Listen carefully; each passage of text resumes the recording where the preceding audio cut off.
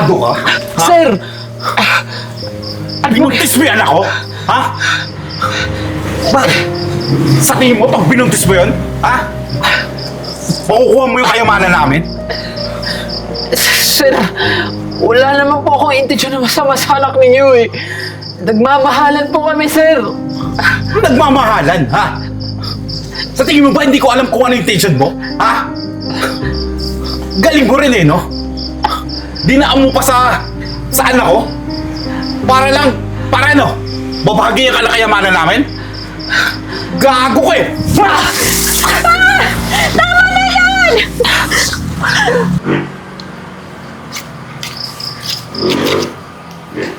Hi. Uy, nakalimutan mo. Ma'am, kayo po pala. Magandang hapon po. Gandang hapon. Ito. Maraming salamat po. Naambon nga po pala. Tapos, ito din. Alam kong kanina ka pang, Salamat po ito din. Quiz ka din. Yan, sige.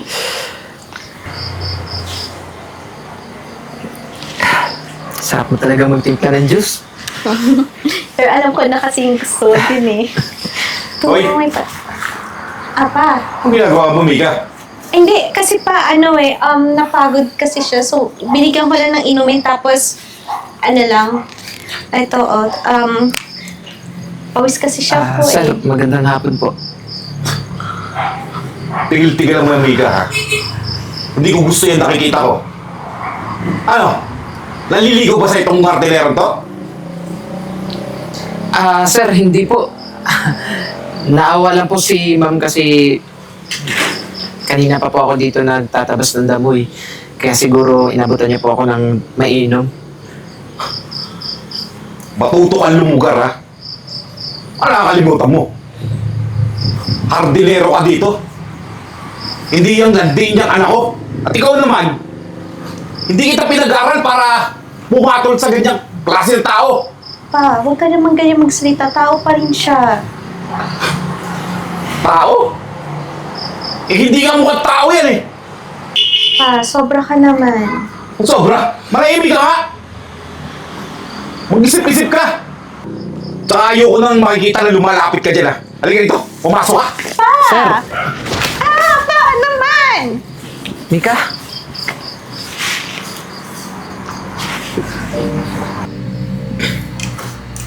Saan si Marimar? Asan yung pagkain? Gutom na ako eh. Oh, Pa, sobra ka kanina. sobra. Ano sobra doon, ha? Mag-isip ka nga. Papatulan mo yan? Hindi naman sa ganun pa. Kaso tao pa rin naman siya eh. Subukan mo lang. Hindi mo alam kung anong kaya kong gawin sa kanya. Tsaka kalibutan mo na nga yan. Nasarap ka ng pagkain. Ano?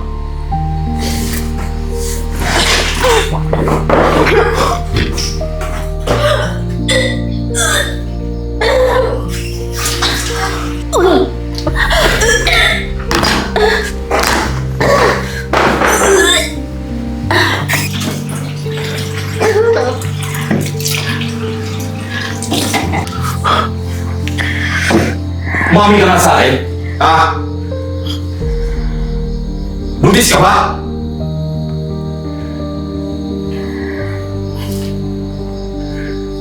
Ano? Opo, Papa. Alam mo, taka mo! Huwag mo sabihin sa akin na yung hardinero na yun ang ama niyan. Ano? Hindi ka magsasalita? Papa, opo. Si Jay nga. Ikaw, hindi mo ginagamit yung utak mo! Magpapabuntis ka na nga lang! Diyan ka sa hardinero! Ano? Ano yung papakain sa inyan? Yung mga damo doon? Papa, mahal ko si Jay. Mahal? Makakain mo ba yung mahal mo? Ha? Pag naghihiram na kayo, ha? Masasanla mo ba yung pagmamahal na yan? Di ka na nag-iisip? Ano sasabihin ng mga kaibigan mo? Ng mga mag-anak natin? Yung magiging ama dyan, ama ng anak mo, hardinero?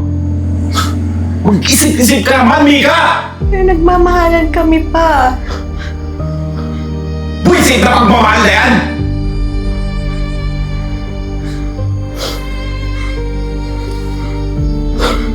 Ayoko na parang yan!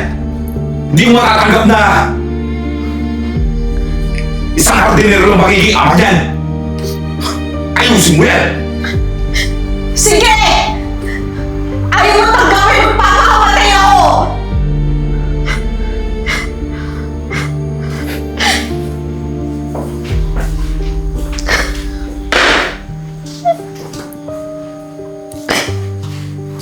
Ayan, malapit na kayong mamulaklak oh. Ganda-ganda pa naman ang bulaklak pag sumibol na kayo. Tarantado ka? Sir! Binuntis mo yung anak ko? Ha? Bakit? Sa tingin mo, pag binuntis mo yun? Ha? Makukuha mo yung kayamanan namin? Sir, wala naman po akong intensyon na masama sa anak ninyo eh. Nagmamahalan po kami, sir. Nagmamahalan, ha?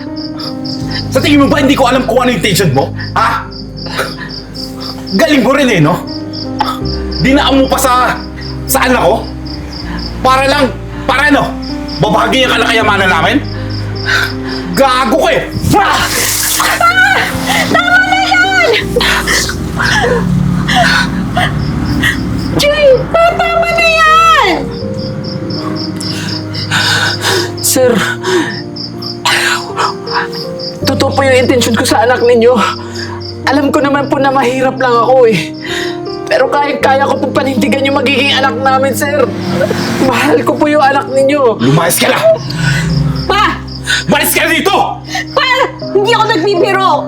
Totoo yung sinabi ko kanina, kung gagawin mo yan, magpapakamatay talaga ako. Mika, ano ba yung pinagsasabi mo?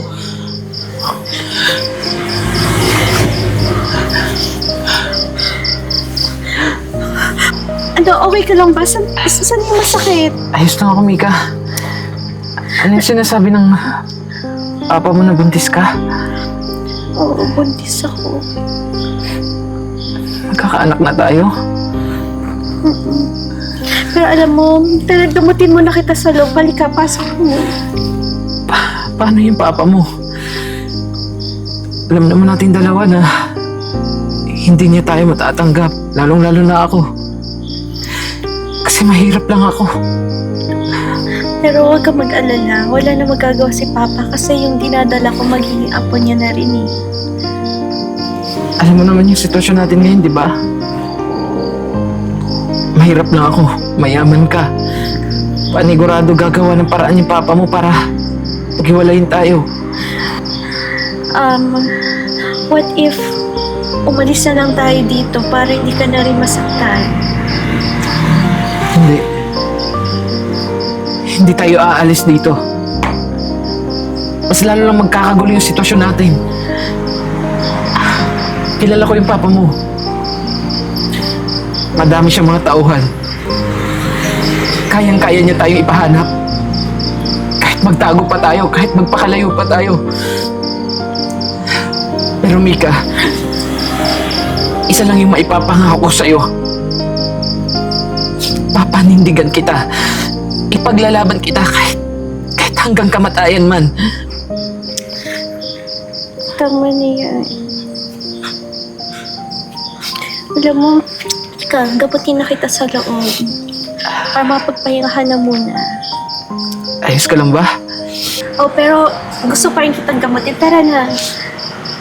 Tara na.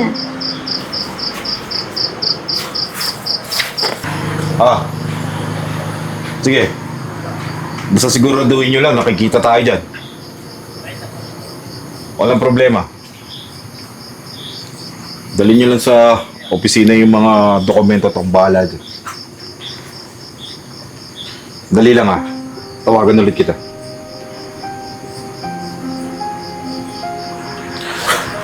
Ang kapal din naman ng mukha mo. Di ba pinapalayas na kita?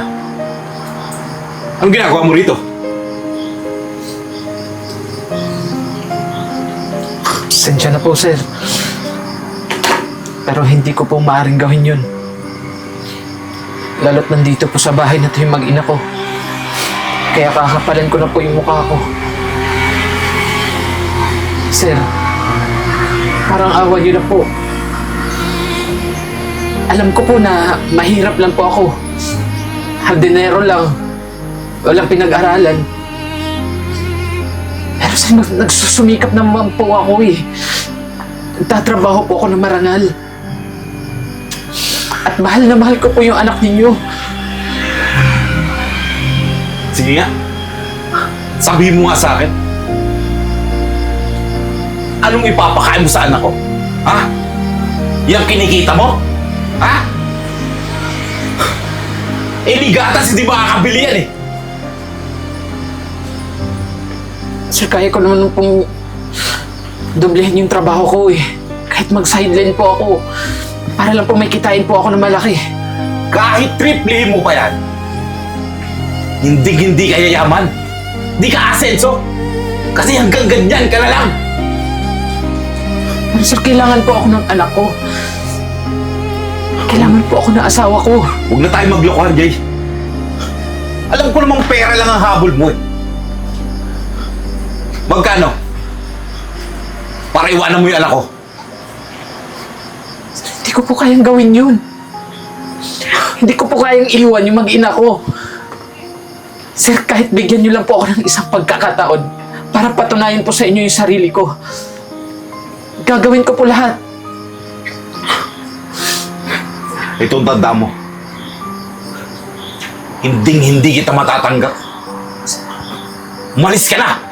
Sir, parang awa niyo na po. Ano ba? Bigyan niyo po ako ng pagkakataon, sir. Parang awa niyo na. Hindi po pwede na lumaki yung anak ko na wala pong tatay. Tatay po kayo, sir. Alam niyo po yung pakiramdam. Umalis ka na! Oh, sir. Alis! Pasensya na po kayo, sir. Pero hindi ko po susundin yung gusto ninyo. Kahit pa araw-araw niyo po akong gulpihin dito sa bahay. Hindi ko po masusunod yung gusto ninyo dahil hindi ko po kayang iwan yung mag-ina ko. At ito naman ang tatandaan mo. Gagawin kong miserable ang buhay mo. Umalis ka sa harap ko.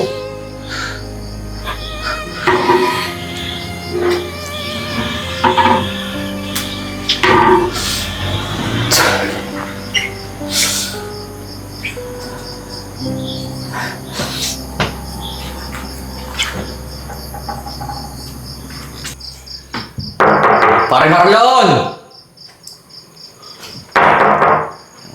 Pare Marlon! Pasok, pre! Oh!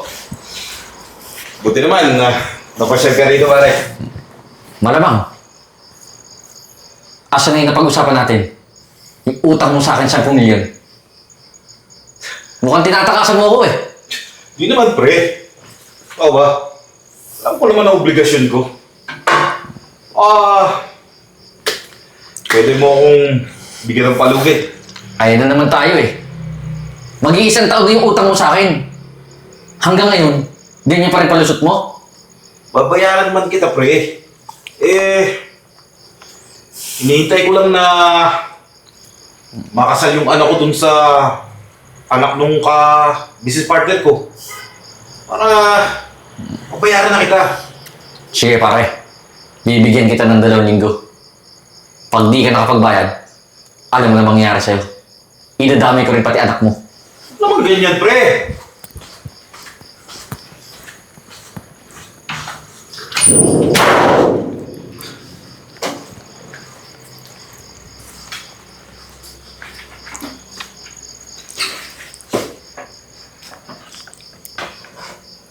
Hello, Francis.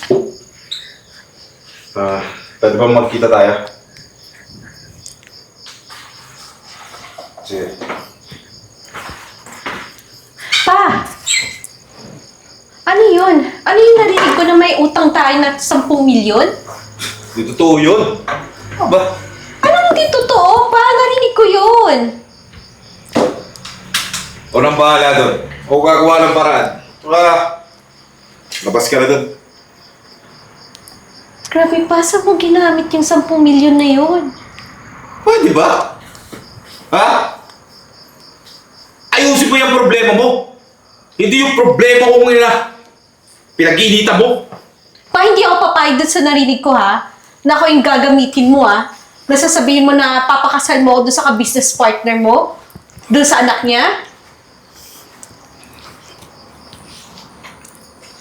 Bahala ka. Yun lang ang solusyon para mabayaran ko yun. Pa, hindi nga pwede. May anak ako, may anak kami ni Jay. Wala akong pakialam. Sumunod ka sa gusto ko. At kung ano yung gusto ko, yun ang masusunod. Tito? Pasok. Oh, Francis. Tito. Nang tumawag kasi kayo, malapit na ako eh. Tsaka may dala akong alak. Galing pala sa Italy. Regalo ko po sa inyo. Mukhang masarap to ah. Mapapalaban ako ah. Eh, alam ko naman na mahilig kayo sa alak eh. Salamat ah. Pala. Anak ko nga pala. Si Mika? Oo. Di ba yan yung napag-usapan namin ng papa mo? Opo. Ano pinihintay mo? Pa!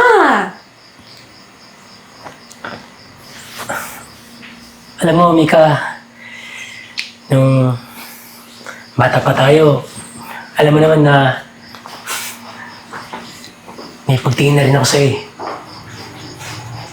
Tsaka alam naman ng papa mo eh. Ano ba nga hanapin mo dito kay Francis? Mayaman, may pinag-aralan. Hindi ka tulad nung pipiliin mo, yung hardinero. Anong buhay may ibigay sa'yo nun? Pa, Percy, mahal ko. Ang pagmamahal, napapag-aralan. Bakit pa? Sinabi mo ba sa kanya yung tungkol sa akin? Alam mo ba yon? Anong tungkol sa'yo? Buntis ako. Ano? Oo, buntis ako. Teka lang dito. Paano mo ito ipapaliwanag kay Papa? Ang ginagawa mo, ha? Bakit pa? Totoo naman ah.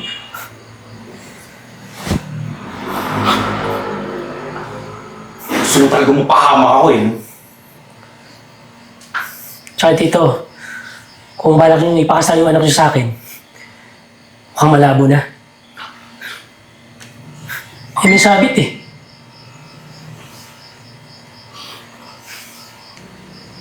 Ako nagbibiro lang yung anak ko. Di totoo yan. Ayaw lang talagang magawa lang niya ng paraan para mailigaw yung gusto mong mangyari.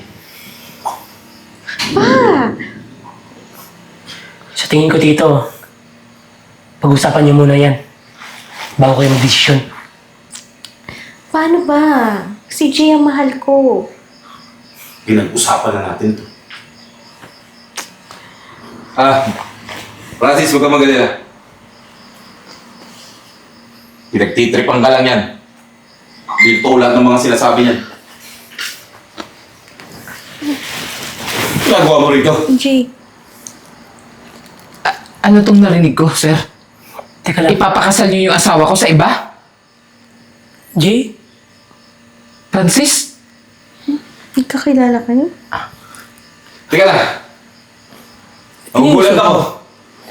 Kilala mo to? Oo, tito. Sa katunayan nga, sila yung pinakamayaman sa pagadian. Ano? Anong ginagawa mo dito, Francis? Huwag mo sabihin ikaw yung ipapakasal kay Mika? Ano to? Alam mo ba to? Hindi, Jay. Hindi ko rin nga alam na buntis pa si Mika. Yung papa niya ang desisyon dito. Tsaka tito, Siguro, hindi naman tutupad yung kahilingan mo. Na ipakasal ako sa anak mo. Dahil ayaw kong masira yung tiwala ni Jay. Dahil may investment din ako sa kanya. Kung sa tingin niyo mahirap siya, nagkakamali kayo.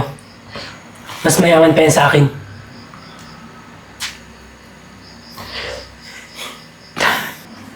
Tama yung sinabi niya. Tilihin ko yung buong pagkatao ko. Nagpanggap akong mahirap. Kasi ang gusto ko mapalapit ako sa'yo, Mika. Dahil ang totoo niyan, mayaman ako. Marami akong mga ari-arian, marami akong mga negosyo. Yan si Francis. Business partner ko yan. Alam niya, tama lang din yung ginawa ko. Kasi nakita ko kung gaano po kayo kasama, sir.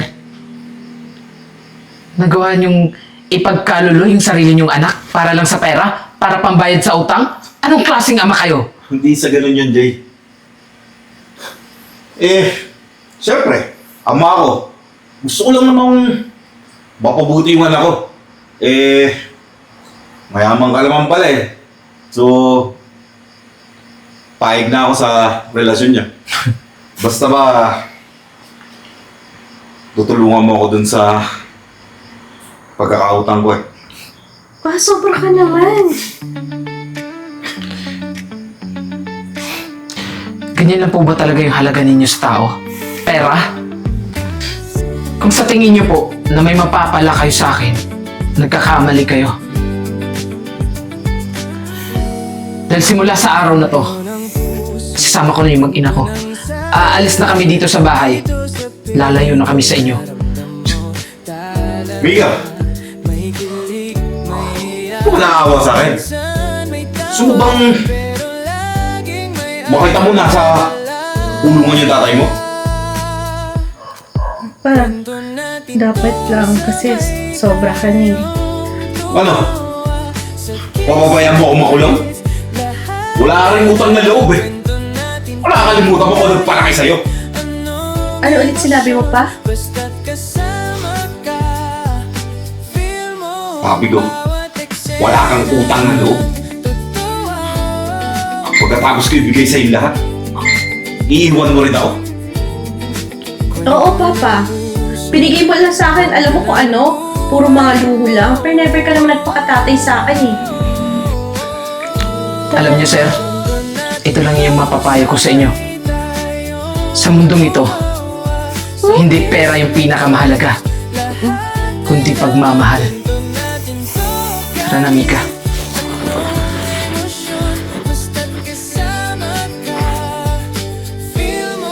Paano yan, Tito? Lahat ng nalaman ko dito, makakarating to kay Papa.